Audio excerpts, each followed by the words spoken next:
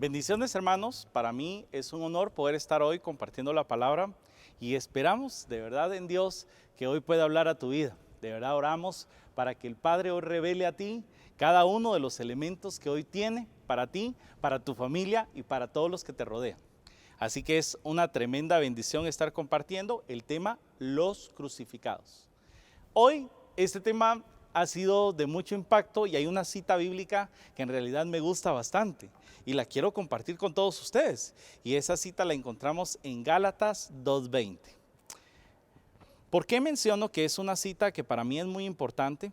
Y es porque es algo que escribe Pablo y dice así: con Cristo he sido crucificado y ya no soy yo el que vive, sino que Cristo vive en mí. Y la vida que ahora vivo en la carne, la vivo por la fe en el Hijo de Dios, el cual me amó y se entregó a sí mismo por mí. Pablo aquí nos está exhortando, nos está hablando acerca de lo que Jesús hizo en su vida, acerca de lo que cómo Jesús cambió y transformó su vida. Yo me recuerdo la primera vez que prediqué de manera formal, a mí no se me olvida, porque yo trabajaba desde muy pequeño, iba con mi papá a trabajar y en el regreso me tocaba venirme en bus solo. Y entonces, una vez venía en el bus cómodo, me recuerdo ahí, lo tomé ahí por Montserrat, y cuando me subo al autobús, llego, ya eran casi como las 6 de la tarde, ya estaba oscureciendo, y entonces algo dentro de mí, sentí la voz, sentí la forma, sentí que algo estaba hablando dentro de mí que me decía, predica. Entonces en ese momento sentí nervios, sentí miedo, dije no, de plano debe ser mi emoción y otra vez esa insistencia. Entonces dije voy a preguntar y entonces vengo y digo, si quieres que predique, dime de qué hablo. Automáticamente el autobús enciende las luces y tenían unas placas enfrente y no se me olvida porque decía, buscad primeramente el reino de Dios y su justicia y todo será añadido. Era la respuesta para poder hablar y entonces en ese momento, ¿qué crees que hice? Me atemoricé y no prediqué. Y entonces esa característica importante a mí no se me olvida. ¿Por qué razón? Porque antes de eso yo sufría mucho de nervios, no podía hablar en público, no podía hacerlo, imagínate predicar. Y entonces llego con el pastor de ese momento y le digo, pastor, esto me ocurrió. Y entonces él me dice, Hugo, si vuelve a ocurrir, hazlo. Y entonces ya tenía un peso de cumplimiento que tenía que hacer y entonces me recuerdo que vuelve a ocurrir. Yo acostumbraba a leer mi Biblia, pero tenía una Biblia grande y adicional a esa Biblia grande yo la llevaba en una mochila.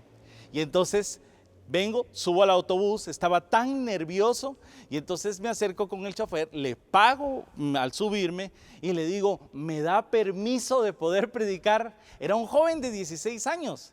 Y entonces nervioso y no sabía qué era lo que me iba a decir y me dice, sí, puede hacerlo, me veo raro, pero le pagué. Y entonces vengo, me subo, saco de la mochila la Biblia era grande, creo que la gente se asustó por la forma en que saqué la Biblia y entonces me agarré el tubo y les dije, señores, en este momento van a haber sanidades, en este momento si alguien tiene problemas va a encontrar soluciones, en este momento va a caer la presencia de Dios. Y entonces me recuerdo que en el autobús las personas iban, amén, gloria a Dios por lo que está ocurriendo, gloria a Dios por lo que está pasando. Y entonces la presencia de Dios estaba ahí.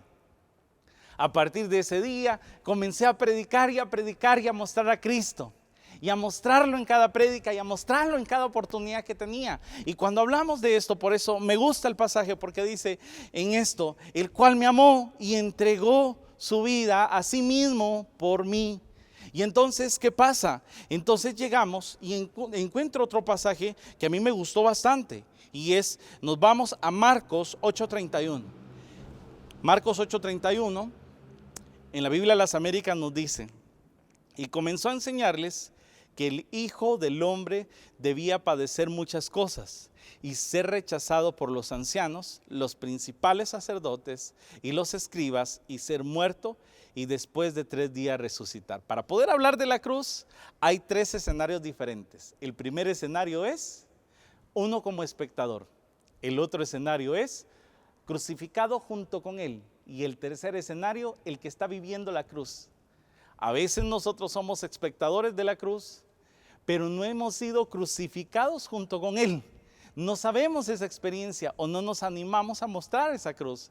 Y en este momento, para poder hablar de la cruz, tenía que irme con aquel que había muerto en la cruz, que era Jesús. Y entonces Jesús en Marcos 8:31 dice, y esto es lo que va a acontecer. En el 32 dice, y les decía estas palabras claramente. Y Pedro le llevó aparte y comenzó a reprenderle. Mas él, volviéndose y mirando a sus discípulos, respondió a Pedro y le dijo, quítate delante de mí, Satanás, porque no tienes en mente las cosas de Dios, sino las cosas de los hombres. Cualquiera de forma natural lo que hubiera dicho, no, Pedro, no lo hagas, es muy peligroso, vas a morir. Tal vez a Pedro, nosotros en el lugar de Pedro tal vez lo hubiéramos hecho, porque era Jesús, lo amamos. Y entonces viene Jesús y le dice, mas él volviéndose y mirando a sus discípulos reprendió a Pedro y le dijo, quítate delante de mí, Satanás, porque no tienes en mente las cosas de Dios, sino las cosas de los hombres. Uno de los elementos importantes era que Jesús tenía presente que era necesario que padeciera eso. ¿Sabe por qué? Porque eso él lo estaba haciendo por amor a cada uno de nosotros. Y entonces logramos completar, por eso dice, y llamando a la multitud y a sus discípulos en el 34, y aquí pongamos mucha atención porque están los tres elementos con los cuales vamos a estar hablando hoy. Y dice, si alguno quiere venir en pos de mí, 1, niéguese a sí mismo. 2, tome su cruz. Y 3, sígame.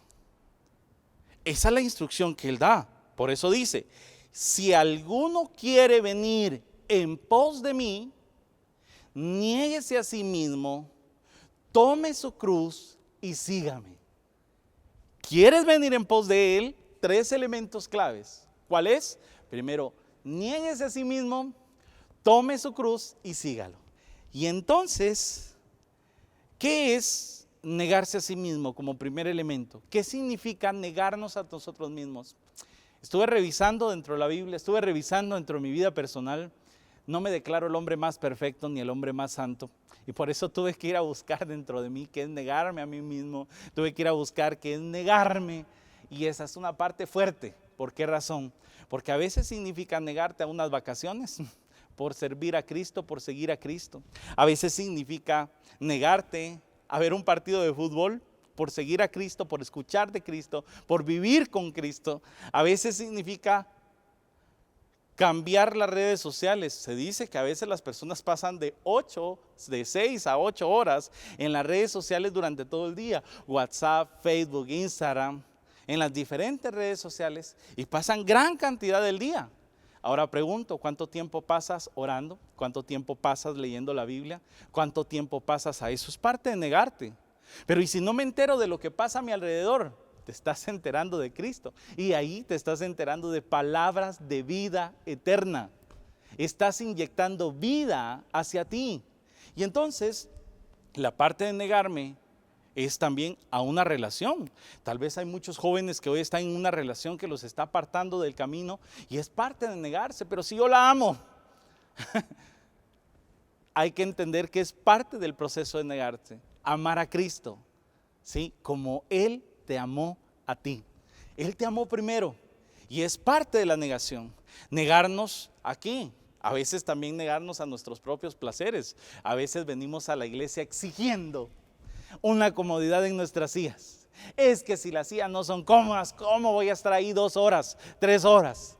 Es que si la alabanza no es la que yo necesito porque no me hace llorar, entonces no es la que yo necesito. Es que el predicador, si yo me quedé, ojo con esto, mira, es increíble porque cuando comienzo a ver eso me doy cuenta de algo, que a veces nos volvemos en el tiempo conformistas, llegamos a una zona de confort donde nos volvemos demandantes, donde pedimos y exigimos, donde somos dueños de esto y se nos olvida que este templo fue hecho por Él y para Él. Fue hecho para su gloria, fue hecha la alabanza para adorarlo. No importa si no hay instrumentos acá, no importa si el predicador no tiene una gran voz, no importa lo que esté pasando. Lo más importante es poder ver a Cristo en todo lo que está a nuestro alrededor, porque es la forma en que venimos a buscarlo. Por eso ahora entiendo por qué muchos hermanos se preocupan por mantener la casa bien, por mantenerla bonita. ¿Por qué? No es para recibirte a ti, es porque están presentando un lugar digno, un lugar que represente a Cristo. ¿Sabes? Es preocupante esto. ¿Por qué? Porque mientras muchos de nosotros pedimos comodidad, mientras muchos de nosotros pedimos guardería, mientras muchos de nosotros pedimos calidad, hay mucha gente que con un pedazo de Biblia es suficiente para que esa palabra llena de vida cambie sus corazones. Que no les importa pasar y cruzar y esconderse en medio de una guerra, con tal de escuchar ese pedazo de Biblia que ha cambiado su vida. ¿Cómo nos volvimos tan egoístas en el tiempo? Porque no solo no nos sumamos a una causa y les llevamos esa palabra, donde ya no oramos por estas personas, porque hoy tenemos abundancia, tal vez de pan, como el hijo pródigo que decía: en la casa de mi padre hay abundancia de pan, y yo necesitando las algarrobas de los cerdos. Hay mucha gente que con lo poco que tiene, tiene mucho y tiene grandes tesoros. Y muchos que tenemos abundancia nos acomodamos y nos volvimos exigentes de todo esto. Y se nos olvida que la alabanza, que la prédica, que el servicio, que todo lo que ocurre no es para nosotros, es para Él. ¿Sabes? Yo fui confrontado en medio de esta predicación y podía ver claramente cómo personas, aún en un mundo incierto, donde tal vez piden a Dios que se acabe una guerra y cada vez es más fuerte, pero con lo poco se llenan de fe y saben que para ellos es Cristo su vida eterna. Y tienen tanta esperanza y más que nosotros, que tenemos a veces abundancia de palabra. Y entonces es negarnos a muchos placeres, es negarnos. ¿Qué es negarse a sí mismo? A veces nosotros somos confrontados porque nos preguntan: ¿y por qué no servís? ¿Por qué no ayudás? ¿Por qué no llevas la palabra? ¿Por qué no predicas? Es que todavía no estoy listo. Es que primero tengo que tener un carro, primero tengo que tener una casa, primero tengo... Niéguese a sí mismo. Y esa es la parte. ¿Quieres venir en pos de mí? Aprende a negarte a ti mismo.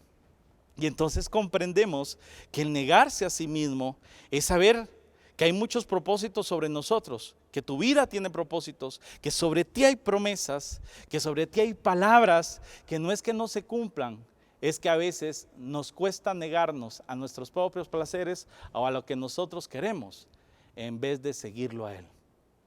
¿Sabes? El mundo necesita evangelistas. El mundo necesita personas que digan: heme aquí, lo dejo todo por amor a ti. El mundo necesita eso. Y luego llegamos al punto 2, tome su cruz. ¿Qué significa tomar su cruz? ¿Sabes? Vamos a Marcos 8:34. Y regresemos y dice: y llamando a la multitud y a sus discípulos les dijo: si alguno quiere venir en pos de mí, paso 1, niéguese a sí mismo. Paso 2, tome su cruz. Y cuando hablamos nosotros de la cruz, yo quiero mencionar algo importante, y que es que tal vez para muchos la cruz puede ser vergüenza, para muchos puede ser miedo, para muchos puede ser sufrimiento. Me recuerdo perfectamente bien que estaba pequeño, fuimos a la tienda y mi mamá comienza a hablar de Jesús con la persona de la tienda y le dice: mire, yo antes era cristiano, pero ¿sabe por qué dejé de ser cristiano? Y mi mamá le dice: ¿por qué? Porque cuando estaba en Cristo tenía muchos problemas y entonces dejé a Cristo, ya no tengo tantos problemas. ¿Sabes? Eso no es llevar la cruz, los problemas. La Biblia dice, justamente la Biblia menciona, había un hombre que construyó su casa sobre la arena y otro que construyó sobre la roca. ¿A quién de los dos les llovió? A los dos. Estés en Cristo, no estés con Cristo, vas a tener problemas. Pero ¿sabes algo? Nos acomplejamos al sufrimiento, nos acomplejamos a esto. Y decía hace ratito, hay personas que hoy en día, en medio de un búnker, en medio de una cueva, en medio de lo que está pasando, no les importa, pero comienzan a predicar a Jesús con toda su fuerza, con todo su corazón. A veces la cruz, ¿qué significa en esto?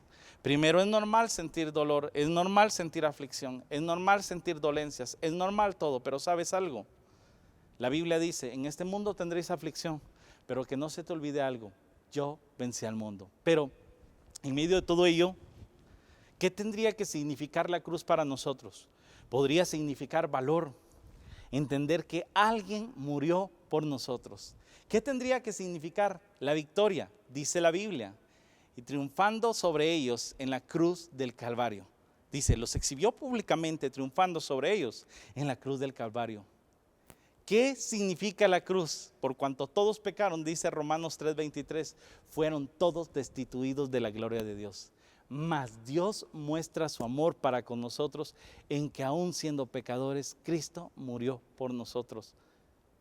Hugo, pero si predico a Cristo me van a criticar.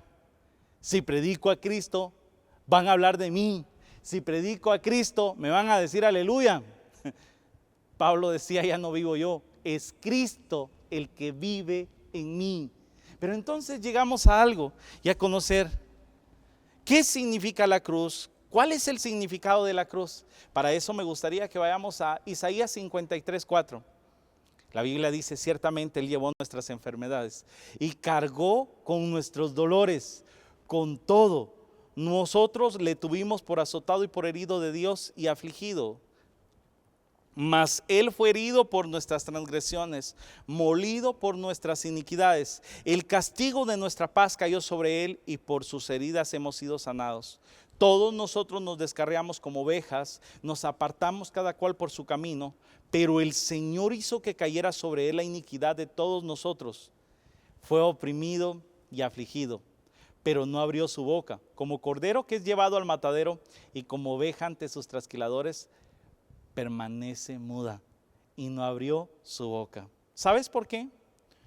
Porque Él sabía que había un propósito en Él, y era lo que hablábamos en el versículo anterior, en los capítulos anteriores. Él sabía y podía ver en medio de la cruz que Él tenía un propósito, y ese propósito, como dice acá, Él cargó con el pecado de todos nosotros. La culpa de nuestros pecados fue sobre Él, y sabes, no se quejó, no abrió su boca, no alegó, no discutió. ¿Sabes por qué? Porque la cruz tiene un significado muy grande, no es vergüenza, es la relación que se arregló entre el Padre y nosotros por medio de Jesucristo, por medio de ese sacrificio. ¿Qué significa la cruz? La cruz significa que gracias a ella tenemos salvación. ¿Qué significa la cruz? La gran muestra del máximo amor que pudo haber tenido alguien que sin pedir nada a cambio, Él decidió morir por nosotros. Eso significa la cruz. O sea que cuando tenemos que mostrar la cruz, ¿qué significa? Mostrar lo que Él hizo en nuestra vida y lo que Él sigue haciendo en nosotros. ¿Qué significa la cruz? Que hubo alguien que no le importó dar la última gota de sangre por ti y por mí. ¿Sabes por qué? No abrió su boca, porque sabía el inmenso propósito y amor que tenía sobre tu vida. Eso significa la cruz. Y entonces logramos comprender cómo muchos personajes dentro de la Biblia, muchas personas dentro de la Biblia no les importó en ningún momento pasar aflicciones, pasar dolencias. No se detenían a predicar a Cristo a pesar de que fueran encarcelados, a pesar de que fueran golpeados. Aún Esteban, dice la Biblia, que lo calumniaron y comenzaron a hablar de él. Eso lo puedes encontrar en Hechos 7:54. Comenzaron a hablar de él, pero ¿sabes algo? Él, lleno del Espíritu Santo, su rostro era como rostro de ángel. Así dice la Biblia, y comienza a hablar tanto que las personas a su alrededor que lo calumniaban no soportaban. Y ¿sabes? Tapándose los oídos, dice la Biblia, que las personas comenzaron a rasgar las vestiduras de Esteban, comenzaron a apedrearlos, mientras él alzaba su vista al cielo. Y ¿sabes algo? Vio al máximo ejemplo.